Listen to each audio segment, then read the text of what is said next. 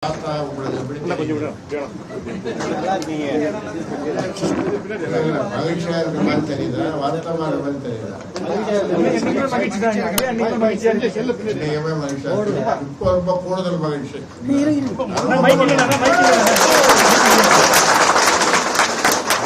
மாவட்டத்தில் வந்து பாட்டாளி சொன்னாங்க தெரியாதக்காங்க என்ன வந்துட்டே இருக்க போறாங்க நம்ம மைதான 70-75 வயசு பாட்டியை மட்டும் வீட்டில் விட்டுட்டு நீ பார்த்துக்க, நான் ஐயாவை பார்க்க போறேன்னு எல்லாரும் இனிமே வந்துட்டே இருக்க போறாங்க.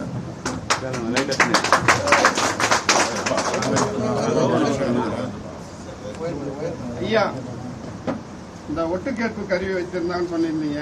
நீங்க ஏதாவது அந்த கருவி சம்பந்தம் ஆய்வு பண்ண வந்தாங்களா? ஆய்வு பண்ணிட்டாங்களா ஐயா? பண்ணிட்டு இருக்காங்க சார். இது தொடர்பாக சட்ட ரீதியான நடவடிக்கை எதாவது எடுக்கல ஐயா? ஒட்டு கேட்கும் கருவி பொருத்தப்பட்ட தொடர்பாக சட்ட நடவடிக்கை எதாவது எடுக்க போறீங்களா? அது இப்போ அவங்க ஆய்வு பண்ணி என்ன ரிப்போர்ட் நம்ம கொடுக்குறாங்களோ அதன் அடிப்படையில் தான் எல்லாம் செய்ய முடியும். இப்போ எடுத்தது நம்ம அது எதுவும் செய்ய முடியாது. மகன் வந்து சென்னையை வந்து பார்த்துட்டு போயிருக்காரு. சரி, இதெல்லாம் ஒரு கேள்வியா? உள்ள பார்க்கறது இதெல்லாம் ஒரு கேள்வியா? சரி, இதோட பேட்டி நல்லபடியாக முடிந்தது. நன்றி, வணக்கம். ஆய்வு பண்ணல வணக்கம்.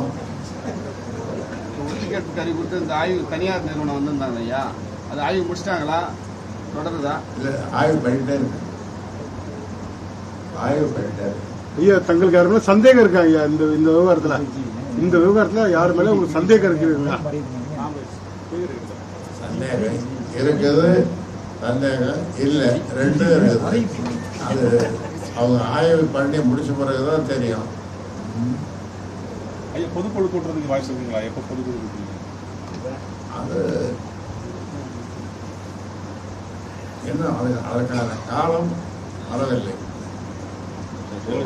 அதற்கான காலம் வரும்போது உங்ககிட்ட சொல்லிட்டு அந்த பொதுக்குழு கூட்டுவோம். பொதுக்குழு கூட்டும் போது உங்களுக்கு முன்னுரிமை கொடுப்போம். முதல் வரிசையில் மேடையில் உங்களை உட்கார வைப்போம். சரியா? போதும், இதோட போதும். போதும்பா, போதும். நன்றி.